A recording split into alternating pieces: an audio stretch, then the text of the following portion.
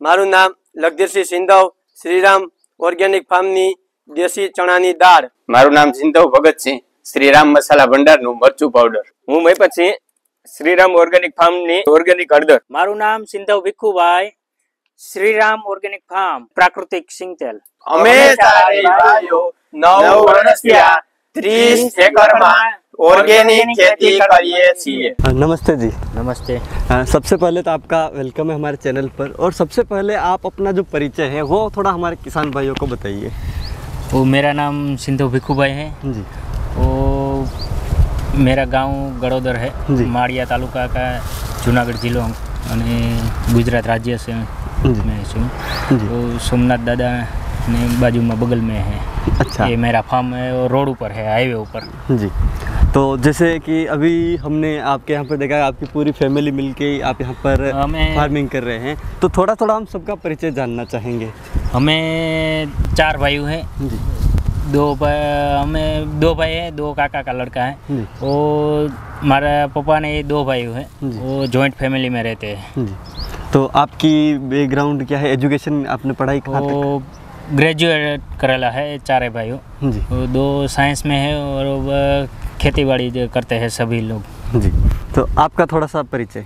मेरा नाम लगधीरसिंह सिंधव, मेरा गांव है गड़ोदर, तालुका मालीहाटीना, डिस्ट्रिक्ट जूनागढ़ से। मैं 30 एकड़ में ऑर्गेनिक फार्मिंग कर रहा हूं।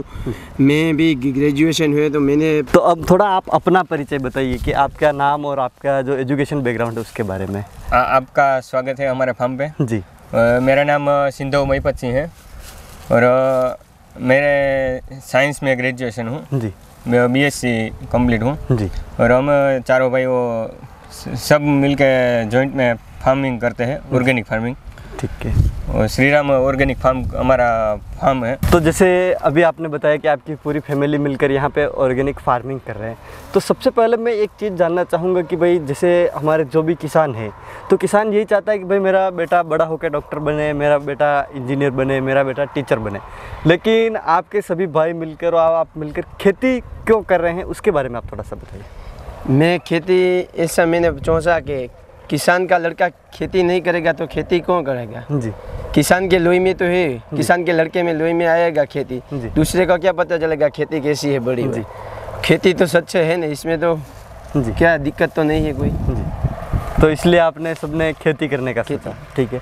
तो आपका जो फार्म है, थोड़ा फार्म के बारे में बताइए। आप यहाँ पर किन किन चीज़ों की खेती करते हैं और क्या क्या चीज़ें यहाँ पर करते हैं? मैं 30 एकड़ में ऑर्गेनिक फार्मिंग कर रहा हूँ। 1 एकड़ में मैं ड्रैगन लगाया है, 1 एकड़ में बेर है, 1 एकड़ में जामफल है, दूसरे 25-30 एकड़ में अलग अलग हुआ है। और अलग अलग फसल में अलग अलग सीजन में अलग अलग फसल उगाता है मैं। खरीफ में और जायद में सभी में अलग अलग फसल लगेगी। मूंगफली है, हल्दी है, चना है, धनिया, गेहूँ, बाजरी। तो ये सारी फसलें आप लगाते हैं? फसलें लगाते। ठीक है। तो इन फसलों की आप जो प्रोसेसिंग करते हैं, थोड़ा सा उसके बारे में बताइए कि भाई आप कौन कौन सी ऐसी फसलें हैं जिनकी आप प्रोसेसिंग करके आप उनको बेचते हैं? मैं सभी फसल प्रोसेसिंग करके बाद में बेचेंगा। मैं सभी फसल रिटेल में बेचेंगा और 1 kg पैकिंग करने के बाद में बेचेगा। सभी मार्केट में मैं नहीं बेचता हूँ। अच्छा। सभी रिटेल में बेचता हूँ। हल्दी है तो हल्दी में मैं प्रोसेसिंग करता हूँ। इसको हार्वेस्टिंग करने के बाद इसके चोखे पानी में साफ़ कर मैं फसल में साफ़ करके इसको मैं बॉइलिंग करेगा। बॉइलिंग के बाद 20 दिन तक मैं छूकेगा। बाद में मैं पालिश का मशीन में पालिश लगेगी। बाद में हरदर कंप्लीट होके मैं इसको कंप्लीट करने पैक करेंगे मैं हल्दी। अच्छा। तो ठीक है। जैसे ये चीज़ हुई, आप बता रहे हैं कि भाई आप, तो एक चीज़ और आप हमें ये बताइए कि जैसे आप ऑर्गेनिक फार्मिंग कर रहे हैं, और मैंने जैसे आप पहले बता रहे थे कि ऑर्गेनिक आपका फार्मिंग सर्टिफाइड भी है आपका पूरा खेत, तो ऑर्गेनिक फार्मिंग कितने टाइम से कर रहे हैं, कितने टाइम से आपका सर्टिफाइड है, उसके बारे में आप बताइए। मैं 9 साल से ऑर्गेनिक प्राकृतिक खेती करता हूँ। मैंने 5 साल से गोप का सर्टिफिकेट फार्म है मैं। अच्छा। तो 5 साल से आपका सर्टिफिकेट है। ठीक है। तो अभी सबसे पहले तो मैं आपकी हम फसलों के बारे में जानना चाहेंगे। आप जैसे यहाँ पर ड्रैगन फ्रूट की खेती कर रहे हैं, तो ये ड्रैगन फ्रूट की खेती करते हुए आपको कितना टाइम हो गया है? ड्रैगन फ्रूट के खेती में मैंने 5 साल हुआ था। अच्छा।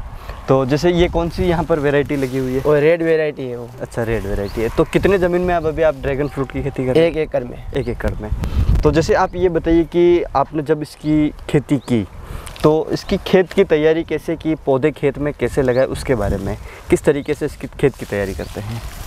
ऐसे इसकी खेत की तैयारी में तो कुछ नहीं हुआ। उसको खेड़ करने के बाद उसको पहला पोल को कंप्लीट करने ना, बाद में उसे पौधे लगा दिया। अच्छा। पौधे लगाने के बाद में उसको कंप्लीट करके आगे होगा। अच्छा। 1 साल हो गया, उसमें फ्लावरिंग लगेगा। अच्छा, 1 साल के बाद में इसमें फ्लावरिंग लगेगी। ठीक है। तो जैसे अभी ये बताइए कि जो ड्रैगन फ्रूट है ये कौन से सीज़न में आपने इसके पौधे लगाए, कौन से महीने में इसके पौधे लगाने बेस्ट होते हैं? ड्रैगन फ्रूट के पौधे तो जुलाई अगस्त में सही है। अच्छा, और उसके बाद उसके जो फूल हैं वो कितने टाइम में आना स्टार्ट हो जाते हैं, कौन से महीने में? तो उसका फूल है वो तो मई और जून में सही होता है। अच्छा, और जैसे अभी आप एक चीज़ बताइए कि ये जो पौधे हैं आपके, इनकी कितनी दूरी है पौधे से पौधे की और लाइन से लाइन की? पौधे के पौधे तो 8 फुट है और लाइन से लाइन 10 फुट। अच्छा, जैसे एक चीज़ मैं और देख पा रहा हूँ कि आपने काफ़ी सारे जो लाइनें हैं यहाँ पर ये पत्तियाँ डाल रखी है, तो ये किस चीज़ की पत्तियाँ हैं और इसको खेत में क्यों यहाँ पर डाला गया है? ये पत्ता है, ये हल्दी का है पत्ता है। अच्छा। वो आपको पता तो फेंक देना तो कुछ नहीं होगा, उस खड़गा नहीं देना तो धूप में हो जाएगा। इसमें मैंने विचार आया कि वो पत्ते आप वहाँ रख दिया तो इसको वही होता है मल्चिंग के लिए, उसको निंदामण का प्रश्न भी हल हो जाता है। अच्छा, ठीक है। तो अब जैसे इसमें आप पानी देते हैं, पानी किस तरीके से इसमें दिया जाता है? और पानी में इसमें ड्रिप इरिगेशन से मैं पानी देता हूँ। अच्छा, तो आपके यहाँ पर कितना पानी इस पौधे को ज़रूरत होती है, कितने दिन में आप इसको सिंचाई करते हैं? वो पानी होता है तो 4-5 दिन बाद में 1-2 घंटे चलाना तो सही होता है। ठीक है। जैसे मैं एक चीज़ यहाँ पर अलग देख रहा हूँ कि आपने जो पोल लगाए हैं, हाँ। ये पोल प्लास्टिक के हैं, बाकी हम जब भी देखते हैं सीमेंट के पोल होते हैं, तो ये पोल अलग किस तरीके के हैं, ये आपने क्यों सेलेक्ट किया उसके बारे में आप बताइए। ये सिलेक्ट ने मैंने इसे किया कि ये पोल का वो थोड़ा मार्जिन भी ओसा हुआ था। अच्छा, और इसका आयुष्य भी बहुत लंबी है। अच्छा, तो जैसे ये किस चीज़ का बना हुआ है? ये प्लास्टिक का पवन चक्की का आता है ना, ऐसी है। अच्छा, जो पवन चक्की बाद में खराब हो जाती है उसको जो वेस्टेज है। अच्छा, उसका जो वेस्ट है उससे ये बना हुआ है। ठीक है। तो जैसे अभी आप बता रहे थे इसकी कॉस्ट के बारे में, तो ये अपना जो पोल है ये किस रेट में आपको मिलता है और सीमेंट का पोल किस रेट में आता है? ये रेट इसको 200 रुपये में रेट में मैं अच्छा एक पोल ठीक लिया था। है। और सीमेंट का 250 रुपये, यानी कि आपको 50 रुपये का तो पोल पे फायदा हो गया। इसलिए। अच्छा, फिर जैसे एक चीज़ बताइए, ये प्लास्टिक है अपना, तो प्लास्टिक धूप आती है, हवा आती है, पानी आता है, तो क्या उससे ये खराब होगा या फिर नहीं होगा? कुछ भी नहीं होता उसमें, भाव धूप और खराब उसको ताप लगेगा तो भी कुछ नहीं थाएगा। अच्छा। सड़गेगा भी नहीं है। अच्छा, लकड़े जैसा नहीं है जी, तो ये खराब नहीं होगा। आपने जाना कि इसकी लाइफ जो है वो सीमेंट के पोल है उतनी होती है, इससे बढ़िया होती है सीमेंट ने बढ़िया। अच्छा, सीमेंट से भी अच्छी होती है। तो अभी जैसे आप ये एक चीज़ बताइएगा, आप ऑर्गेनिक ये फार्मिंग कर रहे हैं, पूरा इसको ऑर्गेनिक ही आपने किया है, तो ऑर्गेनिक में आप इसमें साल में क्या क्या खाद देते हैं उसके बारे में? ऑर्गेनिक खाद में मैं અહીં तो घन जीवामृत है जी, वर्मी कंपोस्ट है जी, बाद में मैं पियत में आपेगा तो जीवामृत है जी, डिकम्पोजर है गोपाल भाई सूत्र गौ कृपा बैक्टीरिया से वहीं बैक्टीरिया अलग अलग बैक्टीरिया, बाकी मैं तो वहीं तो अच्छे तो जीवामृत भी अच्छा है, बहुत बढ़िया। अच्छा, तो ये सारी चीज़ आप इसमें देते हैं। ठीक है। फिर जैसे कोई बीमारियां आती है तो उसका आप कंट्रोल कैसे करते हैं? फंगस वगैरह कोई? इसमें फंगस तो कोई आती नहीं, इसमें खाली नॉर्मल एक જ્યારે આપણે હાર્વેસ્ટિંગ કરના समय હોય ત્યારે એમાં कीड़ीનો प्रश्न હોય, कीड़ હોય। जी, उस टाइम पे चींटी लग जाती है। ठीक है, तो चींटी को आप कैसे इसका कंट्रोल करते हैं? इसमें मैं खाटी छाछ और हींग का प्रयोग करता है। अच्छा, खाटी छाछ और अपनी जो हींग है उसका आप गोल बना के उसको स्प्रे करते हैं। तो कितने कितने दिन में आप अपना इसमें स्प्रे करते हैं? इसमें 10-15 दिन स्प्रे करना पड़ेगा। तो अब जैसे आप ये बताइए कि पिछले साल आपकी जो ये फसल थी, ये जो खेत है, इस खेत में से आपका कितना ड्रैगन फ्रूट निकला उसके बारे में, और कितनी मतलब अर्निंग इस फार्म से आपकी हो गई थी इस 1 एकड़ से? 1 एकड़ से मेरे फार्मिंग तो इसमें लिया था 7 लाख के लिए। अच्छा, 7 लाख का ड्रैगन फ्रूट आपका इस 1 एकड़ से हो गया था। ठीक है। और एक पौधे से लगभग कितना ड्रैगन फ्रूट अपने को मिल जाता है? एक पौधे से 6-7 कीजिए। अच्छा, तो जैसे एक चीज़ आप मेरे को बताइए कि आपने इसको बेचा कहाँ पे था, आपका मार्केट है इसका कहाँ? वो मेरा फार्म हाईवे पर है, इसने मैं रिटेल हाईवे पर मैं फार्म से सेलिंग कर दिया है। अच्छा, मैं 200 रुपये केजी सेल कर दिया है। अच्छा, आपके फार्म से ही बिक जाता है, जैसे बिक पीछे जाए। हाईवे रोड है तो यहीं पे आप स्टॉल लगा यहीं पे मेरा स्टॉल रही है। अच्छा, तो यहीं से आपका फार्म बिक जाता है, आपको बाहर जाने की कोई ज़रूरत नहीं। अच्छा, तो जैसे एक चीज़ बताइए कि हमारे बाकी जो भी ड्रैगन फ्रूट की फार्मिंग करते हैं किसान, वो केमिकल का इस्तेमाल करके फार्मिंग करते हैं, आप इसको ऑर्गेनिक तरीके से मतलब फार्मिंग कर रहे हैं, तो दोनों में आपको क्या इसमें प्रॉब्लम ज़्यादा आती है रसायन के मुकाबले, या फिर इसको आप आसानी से कर सकते हैं? वो ड्रैगन तो कोई ऐसी बड़ी वैसी कोई चीज़ नहीं, जैसे ऑर्गेनिक फार्मिंग से चलेगा, इसमें कोई दिक्कत आती नहीं है। वो अच्छा, ज़्यादा दिक्कत की कोई प्रश्न नहीं होता। अच्छा, और ऑर्गेनिक करने के बाद में मैंने उसको फार्म पर बेचने के लिए बहुत आसान से बेच जाएगा, क्योंकि केमिकल है, इसमें थोड़ा तो कंट्रोल रहेगा जी। तो अभी जैसे एक चीज़ बताइए, आपके यहाँ पर जो टेम्परेचर है वो टेम्परेचर कितना अधिकतम कितना जाता है, और नीचे में कितना टेम्परेचर यहाँ पे रहता है? टेम्परेचर तो मीडियम टेम्परेचर में रहता है, बहुत अच्छा ऊंचा नहीं, नीचे। अच्छा, ये आपके जो समुद्र है अरब सागर या पास में ही है, तो समुद्र यहाँ से लगभग कितना दूरी पर होगा? 30 किलोमीटर। अच्छा, 30 किलोमीटर पे यहाँ से समुद्र आ गया, तो आपका जो टेम्परेचर है वो एक संतुलन में रहता है, ज़्यादा ऊपर भी नहीं जाता, ज़्यादा नीचे भी नहीं। ठीक है, अब उसके बाद जैसे कि हम आपका ये जो अमरूद देख रहे हैं, तो अमरूद के बारे में आप बताइए कि अमरूद के कितने पौधे हैं, कितनी ज़मीन में आप इसकी खेती कर रहे हैं? ये पौधे 1 एकड़ में मैं लगाया है। अच्छा, ठीक है, 1 एकड़ में। 1 एकड़ में। ये कौन सी किस्म आपने लगा रखी है? रेड जापानी। अच्छा, रेड जापानी है, ठीक है। तो जैसे मैंने अभी देखा है कि रेड जापानी जो अमरूद है, ये काफ़ी ज़्यादा लोग इसको सेलेक्ट कर रहे हैं, काफ़ी ज़्यादा ये वैरायटी चल रही है, तो इसकी जो दूसरे अमरूद है उसकी तुलना में इसका क्या फ़ायदा है जो आपने इस वैरायटी को सेलेक्ट किया? मैंने 2 ही प्लांट लगाया था, रेड डायमंड जापानी और रेड थाईपिंग। अच्छा, दोनों प्लांट लगाया था। अच्छा, इसमें रेड जापानी वो बहुत अच्छे है, इसमें बीज नॉर्मल आता है, उसका स्वाद में बहुत टेस्ट है जी। अच्छा, तो इसीलिए आपने इसको लगाया। तो जैसे इसका जो फ्रूट है, अभी यहाँ पर फ्रूट लगा हुआ है, आप मेरे को काट के दिखाइए कि ये जो फ्रूट है ये अंदर से किस तरीके का होता है, इसका टेस्ट कैसा होता है, वो हम थोड़ा सा देखना चाहेंगे। तो देखिए किसान भाइयों, आप नज़दीक से कि अंदर से बिल्कुल ये लाल है। जैसे एक चीज़ आप बताइए कि इसमें मेरे को सीड नहीं दिख रहा है। सीड नहीं दिख रहा है। अच्छा, तो मतलब इस अमरूद में सीड नहीं होता है? सीड तो होता है पर नॉर्मल सीड मिलेगा। अच्छा, 2-3 सीड ही इसमें मिलेगा। ठीक है, अब थोड़ा आप मेरे को टेस्ट कराइए कि इसका टेस्ट किस तरीके का होता है, क्या बाकी अमरूद से इसका टेस्ट अलग होता है? टेस्ट तो इसका काफ़ी शानदार है। तो इसका आपको फार्मिंग करते हुए कितना टाइम हो गया है? वो फार्मिंग के उसका 1 साल हुई थी।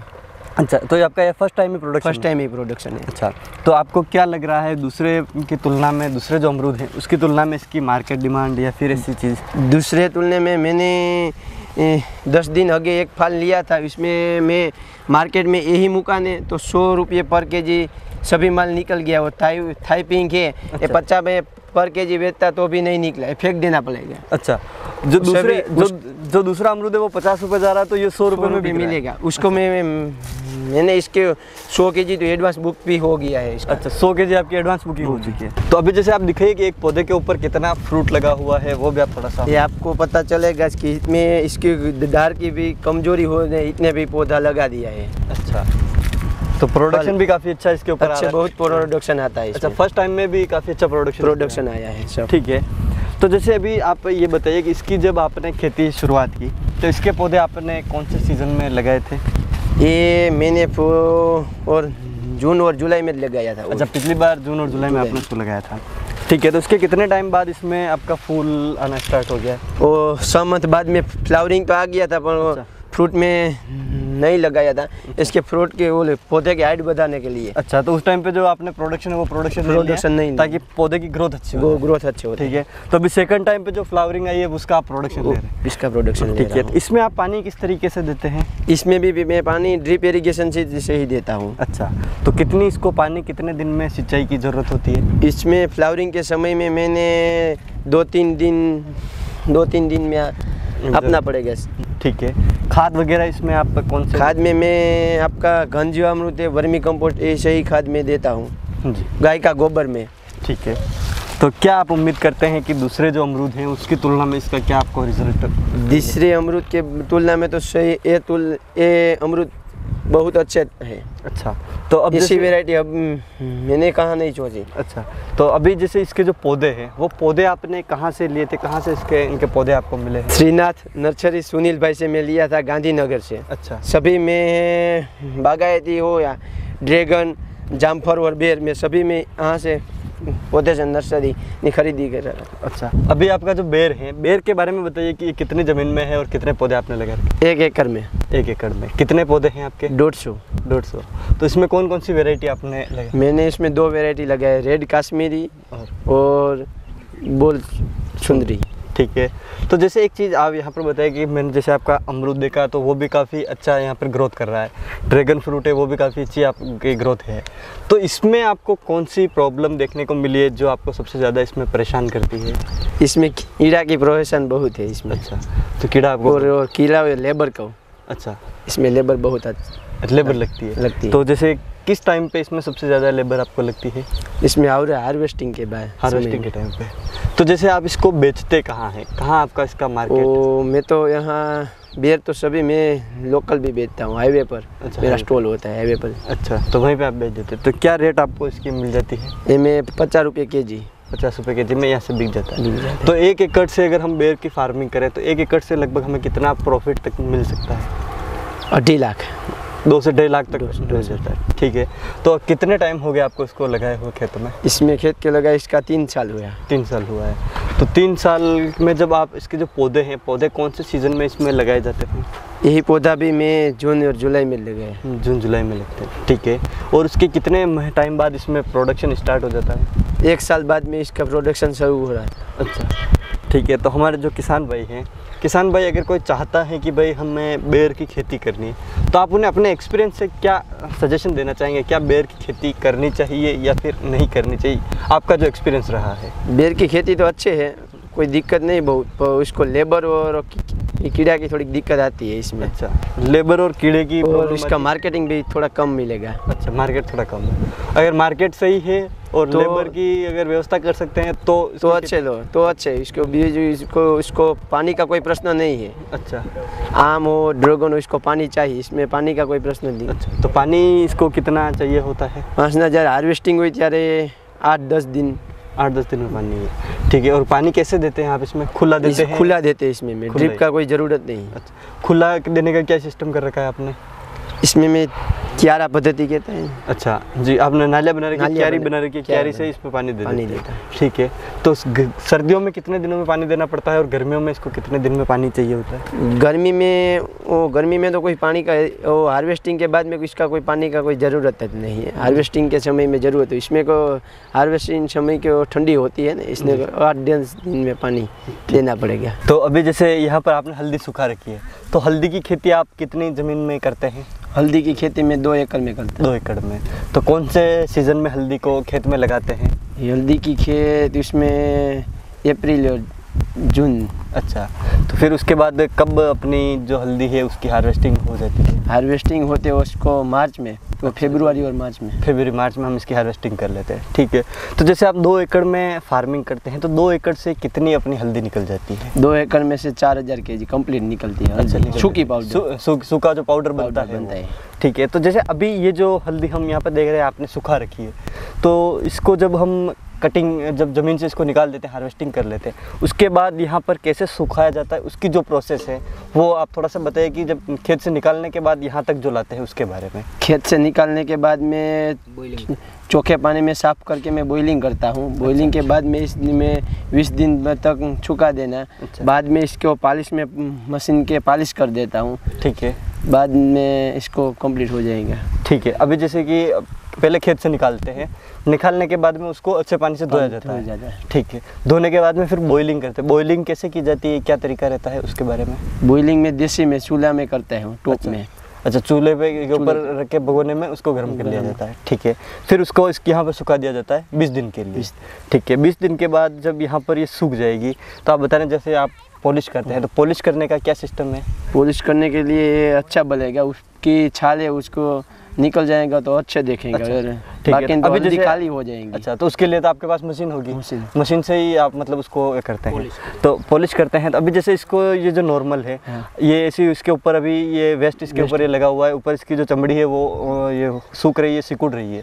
तो अब जब इसको पॉलिश करेंगे तब ये दिखेगी कैसी, वो थोड़ा सा आप मेरे को दिखाइए। पॉलिश करेंगे, इसमें ये हल्दी ऐसी है, पॉलिश करने के बाद इस आप देखेंगे घसेंगे तो मैं ये हल्दी अच्छी हो जाएंगी। अच्छा, तो इस तरीके की ये जो हल्दी है अपनी अंदर से ऐसी निकल ऐसी जाएगी, निकल- ठीक है। फिर उसके बाद इसको पिसा जाएगा, पिसा जाएगा, ठीक है। इसकी प्रोसेसिंग करते हैं, प्रोसेसिंग करते हैं। ठीक है। फिर प्रोसेसिंग करके आप इसको पैक मैं करके पैक- बेचते हैं, पर केजी पर 1 किलो पैकिंग करके बेच देता पैक करके बेचते हैं। तो वो आप इसको बेचते कहाँ है? हूँ। वो मैं लोकल भी बेचता हूँ। लोकली पैकिंग करके पैकिंग पूरा। करके। कितने साइज की पैकिंग आप करते हैं? 1 केजी का पैकिंग। 1 केजी की। वो आप अपनी ब्रांडिंग के हिसाब से ब्रांडिंग। उसको बेचते हैं, ठीक है। ये मेरी हल्दी के पॉलिश करने की मशीन है। इसमें हल्दी एक बार में 30 केजी डालना पड़ेगा। इसके हल्दी 8-10 मिनट में हल्दी कंप्लीट पॉलिश हो जाती है। ऐसे होती है हल्दी। ये मशीन में चला करके आपको दिखाता हूँ। ये आप देख रहे हो हल्दी का पॉलिश हो रही है, पॉलिश। इसमें आपका इसका ऊपर की छाल और मट्टी है निकल जाती है बाहर। आप देख सकते हो इसे हल्दी की पॉलिश के, ऐसी हल्दी अच्छे बनेगी। अच्छा, तो जब हम इस पॉलिश मशीन में डालते हैं तो इस तरीके से ये पॉलिश हो जाती है, ठीक है। तो जैसे ये 7 से 8 मिनट में हम इस तरीके की जब पॉलिश करते हैं, तो जैसे हम देख रहे थे कि बाहर एक डस्ट उड़ रही है, तो ये जो पाउडर है ये लगभग हम 100 किलो अगर इसको पॉलिश करते हैं तो लगभग कितना अपना वेस्ट इसमें से निकल? 100 किलो से 1 केजी जितना निकलता है। अच्छा, 100 किलो में से 1 किलो ही अपना वेस्ट निकलेगा, बाकी 99 किलो अपना जो है वो सही अपनी निकल जाती है, ठीक है। तो अब जैसे आपकी हल्दी आपने दिखा दिया कि भाई कैसे आप खेती करते हैं, खेती के बाद में आपने उसकी पॉलिशिंग वगैरह भी दिखाई। तो अब आपका जो प्रोसेसिंग यूनिट है, प्रोसेसिंग के बारे में आप बताइए, कैसे आपकी प्रोसेसिंग होती है, किन किन चीज़ों की आप प्रोसेसिंग करते हैं, कौन सी यहाँ पर मशीनें लगी हुई है उनके बारे में। मैं ऑटोमाइजर से मसाला की 5 HP की ली थी घंटी।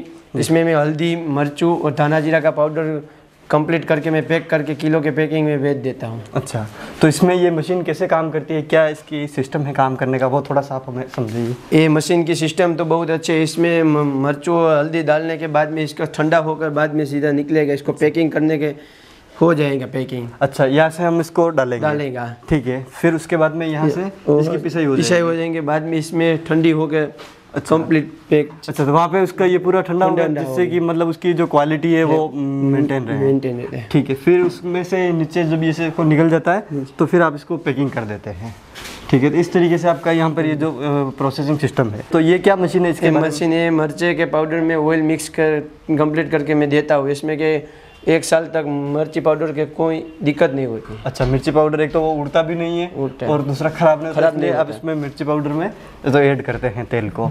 तो जैसे इसमें कितना मिर्ची पाउडर एक बार में हम डाल सकते हैं? एक दाल में हमें 20 किलो मिर्ची पाउडर डालते हैं। और उसमें तेल आप कितना मिलाते हैं? 1 किलो तेल। 1 किलो तेल इसमें आप मिलाते हैं। और ये और कितनी देर ये चलता है फिर? वो 10 नहीं, एक बार इसको जब आप रखते हैं, एक बार डालते हैं तो फिर कितने मिनट तक ये फिर 10 मिनट तक ये मशीन चलेगी, फिर आपका पूरा कंप्लीट हो जाएगा, ठीक है। तो फिर आप इसको पैकिंग कर देते हैं। तो अभी आपके जो सारे प्रोडक्ट हैं वो भी आप थोड़ा हमें दिखाइए कि कौन कौन से आपके पास प्रोडक्ट है और वो उनको आप सेल करते हैं। ये मेरी प्रोडक्ट में मूंगफली का ऑयल आता है। ऐसा है। इसमें मेरे नाम के टिन के पैकिंग में कर देता हूँ। 15 केजी जी, 15 केजी का ये आपने अपना ड्रम बना रखा है, ठीक है। तो इसमें ही आप पैक कर देते हैं। तो साल का आप जैसे मूंगफली है तो मूंगफली कितनी लगाते हैं? मूंगफली सभी में मौसम में तो सभी में मूंगफली लगाते हैं। नहीं, तो कितने एरिया में आप मूंगफली की बुआई करते हैं? मूंगफली 25 एकड़। 25 एकड़ में। तो लगभग आप साल का कितना मतलब जो तेल है, कितना लीटर लगभग आप तेल कितने बेच देते हैं? वो 500 डब्बा। अच्छा, 500 डब्बे आप 15 केजी के 500 डब्बे आप साल के देते। और किस रेट से आप इसको बेचते हैं? 4000। अच्छा, 4000 एक डिब्बा, ठीक है।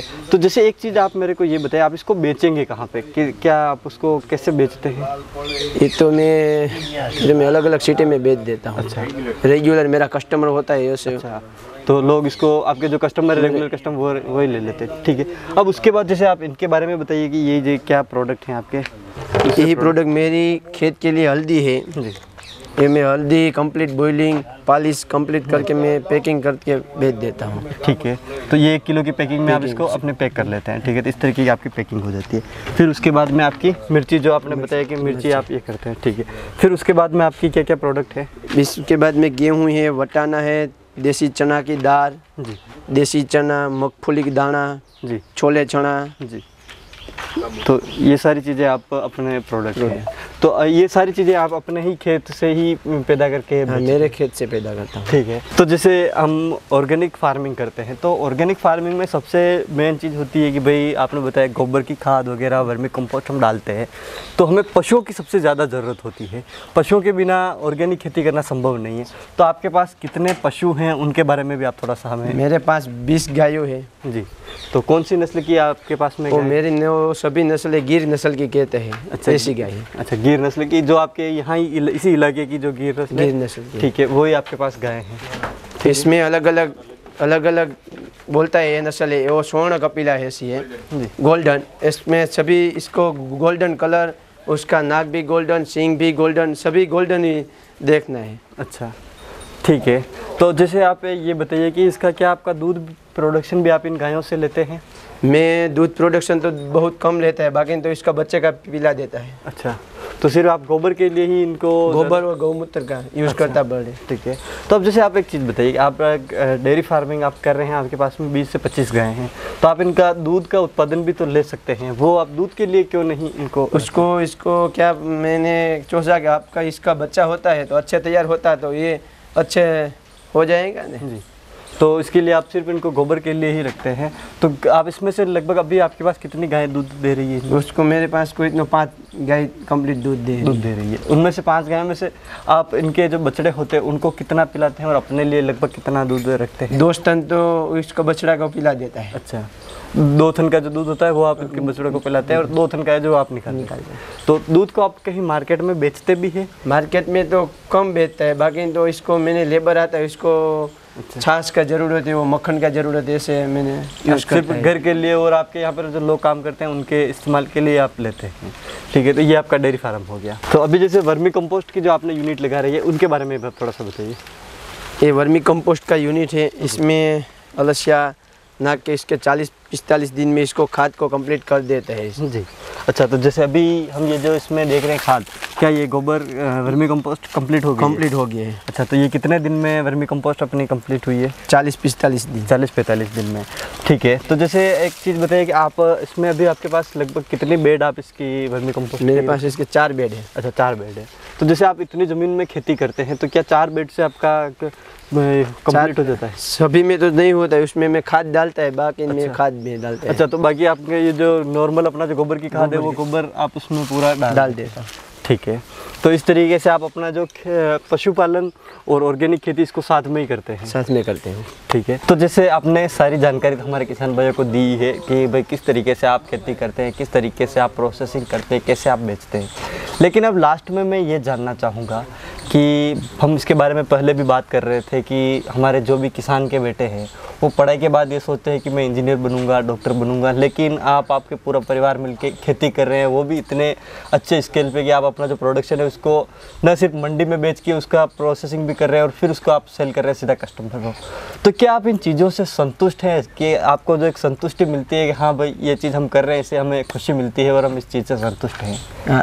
मैं इस चीज़ कर रहा हूँ जिसमें खुशी मिलती है। इसको मैं क्या किया कि मैं सभी खेत उगाता है, इसमें मैं नक्की करता ये भाव में मैं सेलिंग करता है। अच्छा। मंडी में जाता है तो मंडी वाला बोला ये बात देना पड़ेगा। ठीक है, अच्छा, तो मंडी में अगर हम सेल करते हैं सीधा तो मंडी वाले जो आड़ती होते हैं वो रेट तय करते हैं कि भाई इस रेट में हम बेचेंगे, और यहाँ आप अपनी जो मर्जी होती है, आपकी जो रेट होती है उस रेट के हिसाब से बेचते हैं तो वो बिक जाता है। ठीक है, तो आपने उत्पादन हुआ इतने रेट आपने सही लगा, इसे रेट में बिक जाता है। ठीक है, तो आपने हमारे किसान भाइयों को जो समय और जो वीडियो के बारे में जानकारी दी कि आप कैसे खेती करते हैं, उसके लिए आपका हमारी ओर से और हमारे किसान भाइयों की तरफ से बहुत बहुत धन्यवाद। तो किसान भाइयों, आज के इस वीडियो में आपने देखा किस तरीके से हमारे जो किसान हैं वो ऑर्गेनिक फार्मिंग कर सकते हैं। न सिर्फ फार्मिंग कर सकते हैं बल्कि फार्मिंग के साथ कैसे प्रोसेसिंग कर सकते हैं, कैसे पशुपालन कर सकते हैं, और इसका जो एक लाइफ सर्कल होता है, इन सारी चीज़ों का एक सर्कल मिला के किस तरीके से अच्छे तरीके से फार्मिंग करके अपना जो उत्पादन है उसको सीधे ही उपभोक्ता तक बेच सकते हैं और एक मंडी में बेचने की तुलना में काफ़ी अच्छी अर्निंग कर सकते हैं। उम्मीद है कि आपको हमारा आज का ये वीडियो पसंद आया होगा। अगर ये वीडियो पसंद आया हो तो इस वीडियो को लाइक करें, साथ ही दूसरे किसान भाई इस वीडियो को शेयर जरूर करें। मिलूंगा इसी प्रकार की एक और इंटरेस्टिंग जानकारी के साथ अगले वीडियो में, तब तक के लिए धन्यवाद।